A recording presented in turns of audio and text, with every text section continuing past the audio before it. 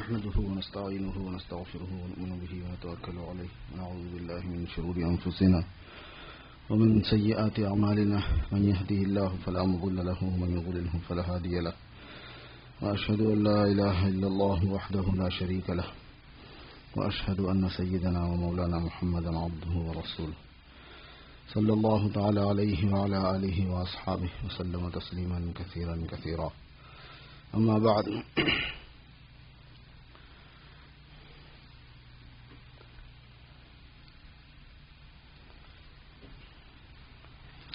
أعوذ بالله من الشيطان الرجيم. بسم الله الرحمن الرحيم. وكم أهلكنا من قرية بطرت معيشتها فتلك مساكنهم لم تسكن من بعدهم إلا قليلا وكنا نحن الوارثين وما كان ربك ليهلك القرى بظلم وأهلها مصلحون، أو كما قال الله تبارك وتعالى. برادران اسلام،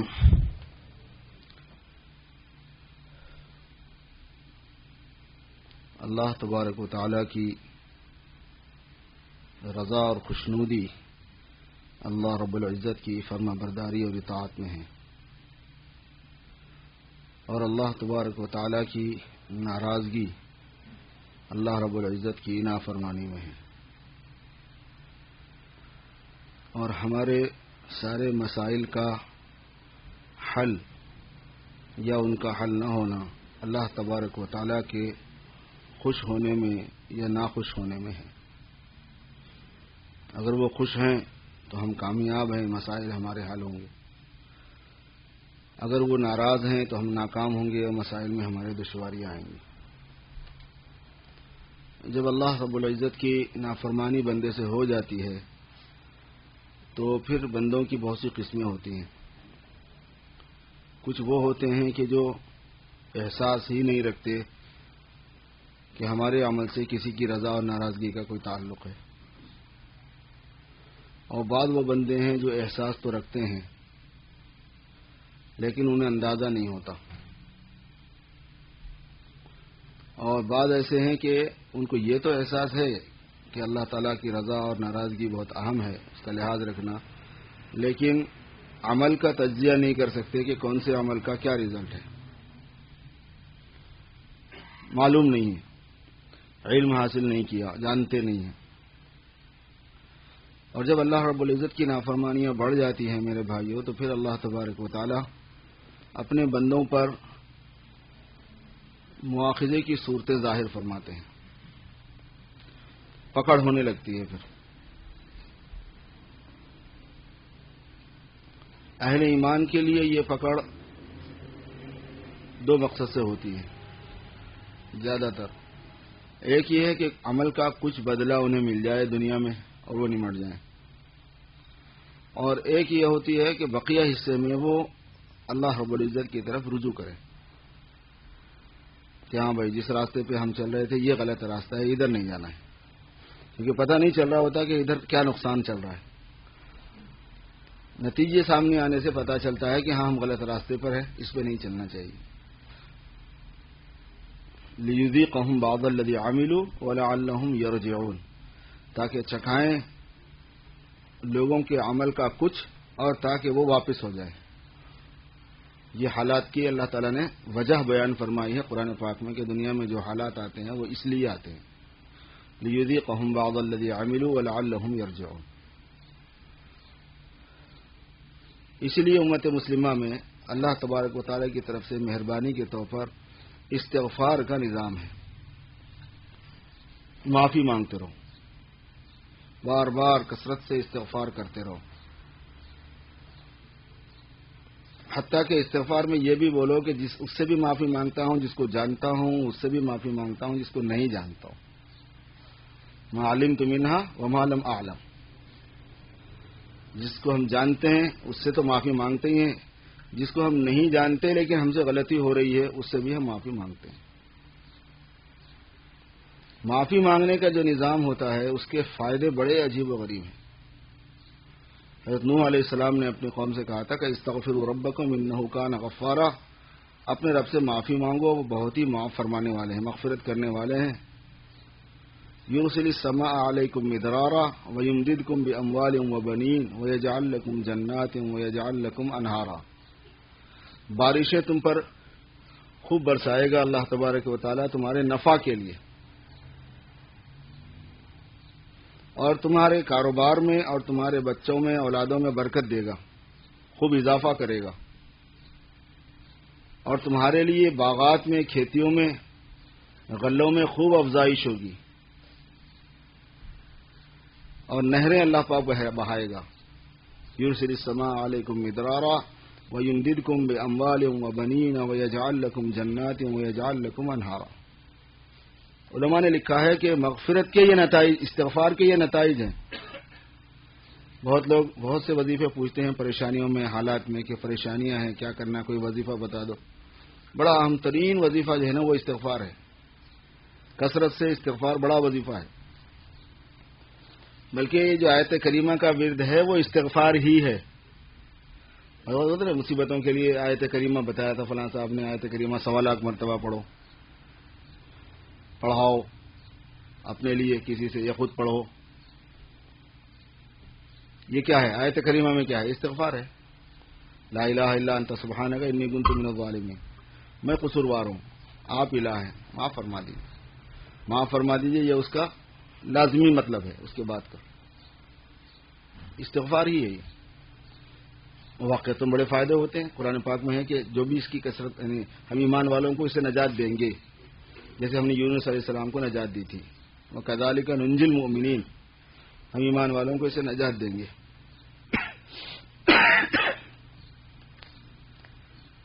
ایک مسئلے کی نوعیت الگ ہے کہ آیت کریمہ کے جو گروپ بنے ہوئے ہیں اور وہ پیسے لے کے پڑھتے ہیں، آپ کے لیے دعا کرتے ہیں، اس کی علماء اجازت نہیں دیتے۔ پروفیشن نہیں ہوتا کوئی، وہ لوگوں نے اس کو بزنس بنایا ہوا ہے۔ تو بزنس بنانا ایسی چیزوں میں انتہائی چھچوراپن ہے، خراب حرکت ہے، دنی حرکت ہے۔ معافی مانگنا ہے، ٹھیک ہے، آپ کے دوست کو مصیبت آئی ہوئی ہے، وہ بھی معافی مانگ رہا ہے، آپ بھی معافی مانگیں۔ وہ آیت کریمہ اپنے لیے پڑھ رہا ہے، آپ سے درخواست کی، آپ بھی پڑھ دیں اس کے لیے۔ خاندان والے مل کے کر لیں، گھر والے مل کے کر لیں، آدمی اپنے طور پر کر لے، ان لمیٹڈ کرے، ضروری نہیں ہے کہ 1.25 لاکھ ہی ہو، بس چلتے پھرتے اٹھتے بیٹھتے پڑھتا رہے۔ یہ مضمون میرے ذہن میں اس لیے بھی آیا میرے بھائیوں، ایک تو یہ ہے کہ یہ مضمون ایک ایسا ہے کہ جس کی طرف ہمیشہ توجہ کرنی ہوتی ہے۔ ہر کوئی قصوروار ہے، ہر کوئی، ایک بھی بچا ہوا نہیں ہوتا غلطیوں سے، سب ہی قصور میں ہوتے ہیں۔ قرآن پاک میں یہ ہے کہ اگر میں لوگوں کو ان کے قصوروں پہ پکڑنا شروع کر دوں تو ایک بھی زندہ نہیں بچے گا زمین پر، ایک بھی نہیں۔ بولو یؤاخذ اللہ الناس بظلمہم ما ترک علیہا ما ترک علی ظہرہا من دابہ، ایک چلنے والا نہیں مل سکتا زمین پہ، اتنے سارے قصوروار ہیں۔ یہ قصوروں کی وہ ہیں پھر بے حساب، کہیں کم، کہیں زیادہ، کہیں بہت ہی زیادہ، کہیں بہت بہت بہت بہت ہی زیادہ۔ قصوروں سے تو کوئی بچا ہوا نہیں ہوا، استغفار کی کثرت ہونی چاہیے، لیکن بعض مرتبہ میرے دوستو اس کی سخت ضرورت ہو جاتی ہے۔ جیسے حالات کے تناظر میں ایسا محسوس ہوتا ہے کہ آج کل مجھے اور آپ کو اس کو بہت کثرت سے پڑھنے کی ضرورت ہے۔ وہ حالات کے تناظر کیا ہے؟ وہ مسلسل اجتماعی حوادث، مسلسل جو اجتماعی حوادث ہیں۔ اب کل کی خبر میں وہ الاباما کے اوپر جو طوفان آ گیا، ہریکان کیا گیا، وہ ٹورنیڈو آ گیا، 300 آدمی مر گئے۔ بستیوں کی بستیاں آدھے منٹ میں، 1 منٹ میں، 1.5 منٹ میں صاف۔ 100 آدمی اس ملک میں، 300 آدمیوں کو مرنا کوئی کھیل نہیں ہوتا۔ یہاں پہ جینے کے واسطے کیا جتن کرتے سمجھ رہے ہیں آپ؟ کتنے انتظامات ہوتے ہیں، کتنا پریپریشن ہے، کتنا کیئرفل ہوتے ہیں۔ اس سے پہلے سینٹ لوئس میں آ گیا، اس سے پہلے وہاں آ گیا۔ آپ کو کوئی ہفتے میں 2 دن کے خالی نظر آ رہے ہیں آپ کو؟ جب ڈھیلی ڈوری کا ٹائم ختم ہوتا ہے، کتنا ڈھیل دینا ہے، دینا چھوڑ دیا۔ اللہ پاک کے یہاں میرے دوستو ظلم برداشت نہیں ہوتا۔ ہمارے بزرگوں نے لکھا ہے کتابوں میں کہ شرک کے ساتھ میں اللہ تبارک و تعالیٰ کام چلاتے رہتے ہیں، لیکن ظلم کے ساتھ میں کام نہیں چلاتے، پٹائی شروع کر دیتے ہیں۔ اور ظلم گناہ کو کہتے ہیں. سب ظلم ہمارے مفہوم میں ظلم کوئی نہیں، گناہ کو کہتے ہیں. گناہوں کی کثرت ظلم ہے. گناہ ظلم ہے، اس کی کثرت ظلم کی کثرت ہے. اس کے ساتھ میں ایک ڈھیلی ڈوری کا بھی ایک آدمی کو اندازہ نہیں ہوتا، وہ کچھ نہیں ہوتا، یہ سب ٹھیک ہے. وہاں آئی ہوئی ہے مصیبت، وہاں آئی ہوئی ہے مصیبت، ہم مزے میں کوئی بھی نہیں ہوتا ہے. ٹائم کی بات ہے ذرا سا. وہاں اندھیر نہیں ہے، وہاں دیر ہے تھوڑی بعض وقت، موقع ہے. وَأُمْلِي لَهُمْ إِنَّ كَيْدِي مَتِينٌ. میں ڈھیل دیتا ہوں، میری تدبیر بہت پختہ ہوتی ہے. اللہ تعالیٰ فرما رہے وَأُمْلِي لَهُمْ، اور میں ڈھیل دیتا ہوں. إِنَّ كَيْدِي مَتِينٌ، میری جو چال ہوتی ہے، میری جو تدبیر ہوتی ہے وہ بہت گرفت والی ہوتی ہے. إِنَّ بَطْشَ رَبِّكَ لَشَدِيدٌ، تیرے رب کی پکڑ بہت سخت ہے. وَكَذَلِكَ أَخْذُ رَبِّكَ إِذَا أَخَذَ الْقُرَىٰ وَهِيَ ظَالِمَةٌ، تمہارے رب کا پکڑنا ایسے ہی ہوتا ہے جب وہ بستیوں کو پکڑتے ہیں جب وہ غلطیوں میں ہوتے ہیں. وَكَمْ أَهْلَكْنَا مِنْ قَرْيَةٍ بَطِرَتْ مَعِيشَتَهَا، کتنی بستیوں کو ہم نے برباد کیا ہے جو اپنے اکانومی میں اکڑ میں آ گئی تھی، اپنی معیشت میں، اپنے روزگار کے وسائل میں غرور میں آ گئی تھی. بطیرت، بطر کے معنی آتے ہیں غرور کرنا، فخر کرنے لگ جانا. بطیرت معیشتہا، اللہ تعالیٰ فرما رہے ہیں کہ فتل کا مساکن ہوں، ان کے کھنڈرات دیکھ لو، یقین کرنا ہو تو. لم تسکم من بعدہم الا قلیلا، وہاں تو کوئی رہنے والا تک نہیں رہا. وکننا نحن الوارثین، اور ہم ہی وارث ہو گئے. پھر کوئی تھا ہی نہیں کہ جو لیتا کم از کم کھنڈرات کو. کھنڈرات بھی پھر ہمارے ہی قبضے میں رہے. اللہ رب العزت کا معاملہ میرے دوستو بھائیوں، یہ انفرادی بھی چلتا ہے، یہ اجتماعی بھی چلتا ہے. کسی کو یہ نہیں کہا جا سکتا کہ نہیں اس کی نہیں ہے داروگیر، اس کو نہیں کوئی پکڑ سکتا، اس کے ساتھ ان کا معاملہ نہیں ہو سکتا. کیوں نہیں ہو سکتا بھائی؟ کوئی رشتہ داری ہے تمہاری، کوئی معاہدہ ہے. قرآن پاک میں جب بعض لوگوں نے کہا تھا کہ نہیں ہم نبیوں کے چہیتے ہیں، ہمارے ساتھ کبھی اللہ تبارک و تعالیٰ سختی نہیں کریں گے، تو اللہ نے فرمایا کہ کیا تمہارے ساتھ کوئی معاہدہ ہے، ایگریمنٹ ہوا ہے؟ سب انسان ہیں، سب اللہ، سب میرے بندے ہیں، سب میری مخلوق ہیں. میرے یہاں تقسیم صرف دو ہی ہے، سعید و شقی، شقی و سعید، نیک بخت اور بد بخت، فرما بردار اور نافرمان، یہ دو ہی قسمیں ہیں میرے پاس. اور علاقے کی، رنگ کی، نسل کی، زبان کی، حالات کی، غریبی کی، امیری کی، یہ کوئی قسم نہیں ہوتی میرے پاس. اللہ کے پاس اس کی کوئی قسم نہیں ہوتی. قسم اللہ کے پاس دو ہی ہے، ایک ان کا اپنا ہے، ایک ان کا چہیتا موافق، اور ایک ان کا مخالف، ایک ان کا محبوب اور ایک ان کا دشمن. یہ دو ہی قسمیں ہیں انسانوں کی. تو یہ جو حالات آئے دن ہمارے آنکھوں کے سامنے آ رہے ہیں، یہ حالات کچھ مواخذے کے نشانیاں ہیں، آثار ہیں. حضور پاک صلی اللہ علیہ وسلم نے فرمایا کہ جب یہ سلسلے شروع ہوں گے ایسا ہوگا جیسے ہار توڑ دیا گیا ہے، موتیوں کا پرویا ہوا ہار ٹوٹ گیا ہے، اور ایک موتی کے پیچھے دوسری، دوسری کے پیچھے تیسری، تیسری کے پیچھے چوتھی، ایسی چلے گی. اس کی چین کے سلسلہ ختم نہیں ہوگا. پھر آپ نے یہ بھی فرما دیا کہ یہ چینیں جو چلیں گی وہ زلزلوں کی شکل میں چلیں گی، وہ سیلابوں کی شکل میں چلیں گی، وہ طوفانوں کی شکل میں چلیں گی. اور پھر آپ نے یہ بھی فرمایا کہ وہ پتھروں کے برسنے کی شکل میں بھی چلیں گی، وہ مسک کی شکل میں بھی چلیں گے کہ لوگوں کی صورتیں بندر اور سوروں جیسی ہو جائیں گی. اللہ حفاظت فرمائے، وہ بھی ہونے والا ہے. کیونکہ نبی کی پیشین گوئی ہوتی ہے، نبی کی ہر بات اللہ کی طرف سے ہوتی ہے، اور اللہ ہی کرتے ہیں، اور جو وہ بولتے ہیں وہی کرتے ہیں، جو کرتے ہیں وہی بولتے ہیں. ان کے قول و فعل میں تضاد نہیں ہے. انہوں نے کہا کچھ ہے اور کرتے کچھ ہے، ایسا نہیں ہوتا. اور جو ان کا علم ہے وہی علم نبی پاک صلی اللہ علیہ وسلم پر نازل ہوا ہے، کوئی دوسرا علم نہیں تھا. وما ينطق عن الهوى ان هو الا وحي يوحى. اس لیے جو بات حدیث میں آ گئی اس کو ڈائریکٹ اللہ کی بولنا پڑتا ہے. اور جو اللہ کی بات ہے وہ اللہ تبارک و تعالیٰ کی بات میں تبدیلی نہیں ہوتی. ان کے علم کے اندر تدریج نہیں ہے، ایکسپیرینس نہیں ہے کہ اب یہ تھا تجربہ، اب یہ ہوا تجربہ، اب یہ علم میں اضافہ ہوا، اب یہ علم میں اضافہ نہیں. وہاں سب چیز کا علم پہلے سے حاوی ہے. اس یہاں گڑبڑ نہیں ہوتی علم میں. وہ کامل ہے، وہ یقینی ہے، وہ قطعی ہے، پکا ہے بالکل، اور پورا کمپلیٹ ہے وہ، اور سب سے صحیح ہے وہ. تو اللہ کا جو علم ہے اس میں گڑبڑ نہیں، تو ان کا عمل بھی اس کے مطابق ہی ہوتا ہے، ان کا فعل، ان کا فیصلہ۔ حضور پاک صلی اللہ علیہ وسلم نے جب یہ بات فرمائی ہے میرے دوستو، تو اس میں جو بات کہی گئی ہے وہ یہ ہے کہ لوگ اگر استغفار کرتے رہیں تو پھر میں ان پر عذاب نہیں نازل کرتا۔ جب مشرکین مکہ نے کہا تھا کہ آپ عذاب سے ہمیں ڈراتے ہیں لیکن عذاب آتا کیوں نہیں، تو اللہ رب العزت نے فرمایا کہ وما کان اللہ لیعذبہم وانت فیہم، جب تک آپ ان میں ہیں اللہ ان کو عذاب نہیں دے گا۔ وہ تو سمجھ رہے تھے کہ ان کی نہیں ماننے کی وجہ سے ہم پر یہ جو ہے یہی ہمارے لیے رکاوٹ ہے، اور اگر ایسی ہی بات ہے کہ اتنے اللہ کے یہ محبوب ہیں تو ہم پہ عذاب کیوں نہیں آتا؟ اللہ نے فرمایا کہ اتنے محبوب ہیں کہ ان کے ہوتے ہوئے دیتا نہیں تم کو عذاب۔ اور اس کے بعد کا جملہ ہے وما کان اللہ معذبہم وہم یستغفرون، اور اللہ عذاب نہیں دے گا ان کو جب تک یہ معافی چاہتے رہیں گے، ہاتھ جوڑتے رہیں گے، عمومی عذاب نہیں آئے گا۔ اس سے نہ صرف اپنے کو فائدہ ہے بلکہ پوری کی پوری قوم کو فائدہ ہوتا ہے اس سے، مگر اس میں پھر قسمیں ہیں تھوڑی۔ بعض مرتبہ ایسا ہوتا ہے میرے دوستوں کہ جو عذاب عمومی آ رہا ہوتا ہے تو عمومی عذاب کی لپیٹ میں اچھا برا سب آتے ہیں، آخرت میں الگ کیا جاتا ہے۔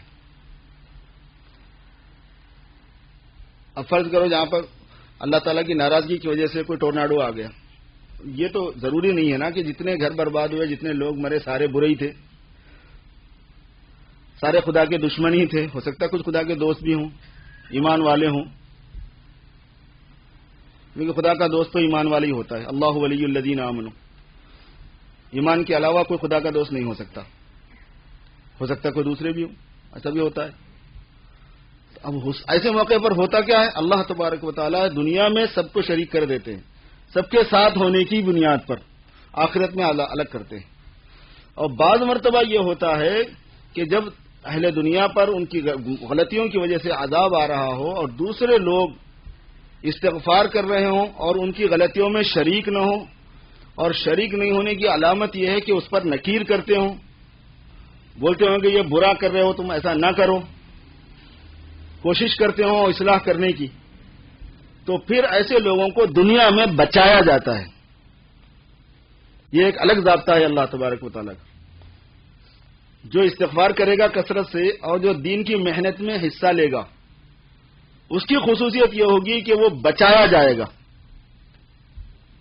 اور جو دین کی محنت میں حصہ نہیں لے گا، بھلے سے وہ اپنی ذات میں نیک ہو، بھلا ہو، اچھا ہو، تو وہ یا نہیں بچایا جائے گا۔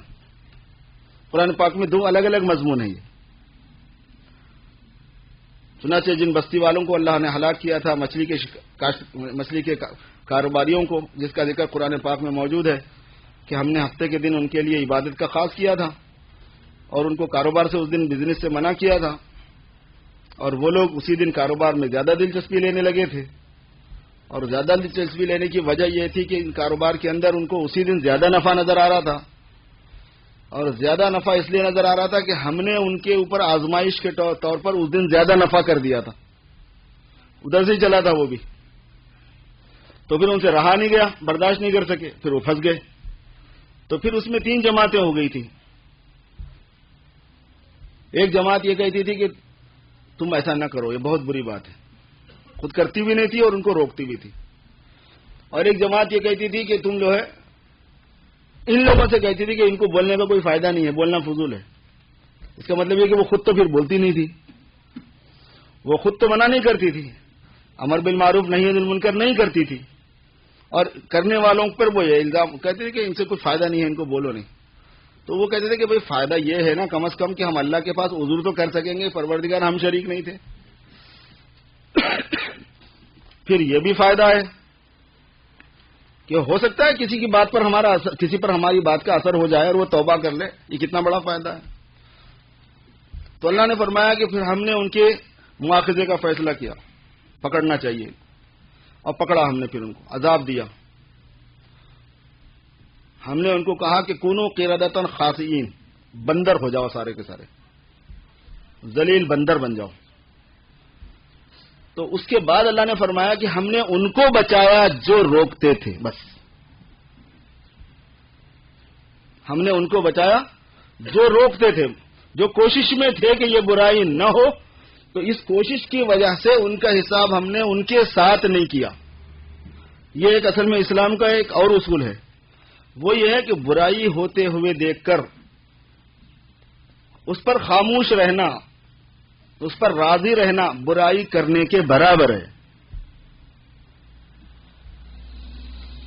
اور برائی ہوتے ہوئے دیکھ کر ناگواری محسوس کرنا اور طاقت ہونے پر اس پر انکار کرنا، یہ برائی ہوتے ہوئی جگہ پر رہنے کے باوجود برائی میں شریک نہیں ہونے کے برابر ہے. من کریہا وغاب عنہا، من کریہا وشہدہا کانا کمن غاب عنہا. جو ناپسند کرے اور موجود ہو ان کے ساتھ میں تو ہم اس کے ساتھ میں اس کے غائب ہونے کا معاملہ کریں گے. یہ موجود نہیں تھا. ومن غاب عنہا فرضیہا کانا کمن شہدہا. اور جو ان کے ساتھ میں موجود نہ ہو لیکن ان کی حرکت کے اوپر راضی ہو تو ہم اس کو شمار کرتے ہیں اس کے ساتھ موجود. ان کے یہاں حساب ہے، پالیسیاں بنی ہوئی ہیں، ترتیب بنی ہوئی ہے. گناہ کے اندر راضی ہونا، شریک ہونا، یہ ہوتا ہے کہ خود کرے نہیں چاہے، مگر جب اس میں کوئی شریک ہو، جب راضی ہوگا چاہے وہ غلط فہمی سے یا کسی وجہ سے، تو کانا کا من شہیدہ، وہ موجود ہی تھا اس میں.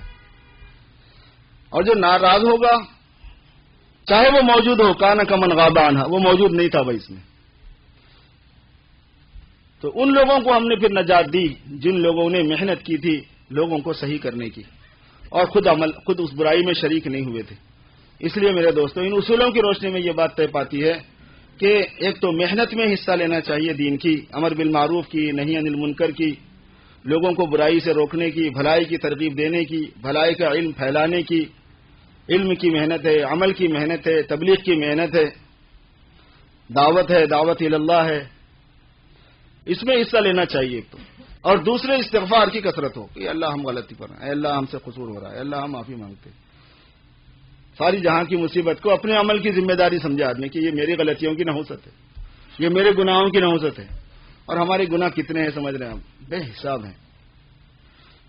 بہت سے گناہ تو وہ ہیں کہ جو ہم جانتے تھے، احساس تک نہیں ہوتا کہ یہ ہم گناہ میں. جیسے امت مسلمہ کو اس گناہ کا احساس نہیں ہے کہ وہ دین کی محنت میں سستی کر رہی ہے، دین پھیلانے میں، دین کی حفاظت میں، دین کی خدمت میں سستی کرتی ہے.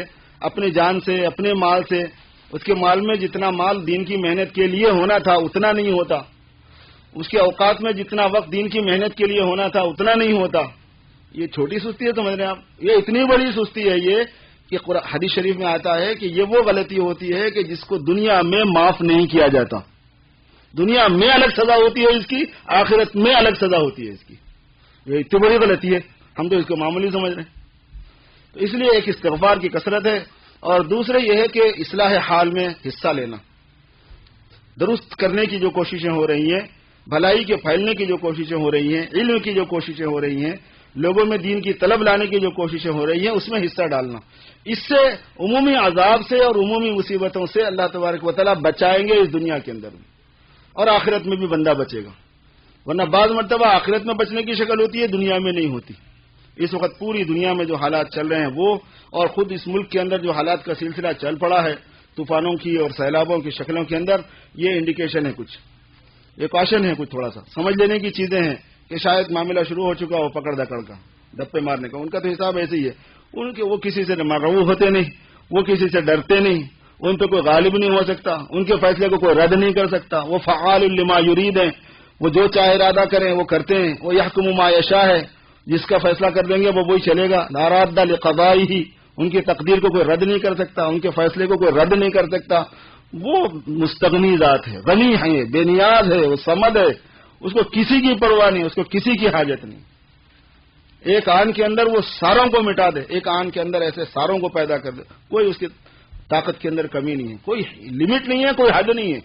اس لیے میرے دوستو، جب ان کی پکڑ آتی ہے تو بہت سخت ہوتی ہے. فرمایا کہ لوگ میری پکڑ سے مطمئن رہتے ہیں. کیا بتاؤں، ان کو اندازہ ہے کہ دوپہر کے وقت میں میں کیا کرنے والا ہوں ان کے ساتھ. لوگ میری پکڑ سے مطمئن رہتے ہیں، ان کو اندازہ ہے کہ جب یہ رات میں سو رہے ہوں تو میں کیا کرنے والا ہوں ان کے ساتھ. افامن اہل القری ان یاتیہم باسنا بیاتا وہم نائمون، مطمئن ہے کہ میں رات میں جب یہ سو رہے ہوں تو آ جاؤں. اوامن اہل القرى یاتیہم باسنا ضحا وهم یلعبون، کیا یہ لوگ مطمئن ہیں اس بات سے کہ میں دوپہری کے وقت میں پہنچ جاؤں ان کے پاس؟ یہ لوگ کھیل کود میں، تماشوں میں، مزوں میں لگے ہوئے ہوں۔ اللہ فلا یامن مکر اللہ الا القوم الفاسقون، اللہ تبارک و تعالیٰ سے بالکل مطمئن ہو جانا، بے خوف ہو جانا فاسق لوگوں کا کام ہے، ورنہ تو ایمان والا تو ڈرتا ہی رہتا ہے۔ اس لیے میرے بھائیو استغفار کی کثرت کرنا ہے مجھے اور آپ کو۔ اللہ تعالیٰ مجھے اور آپ کو سب کو عمل کی توفیق عطا فرمائے۔ سنت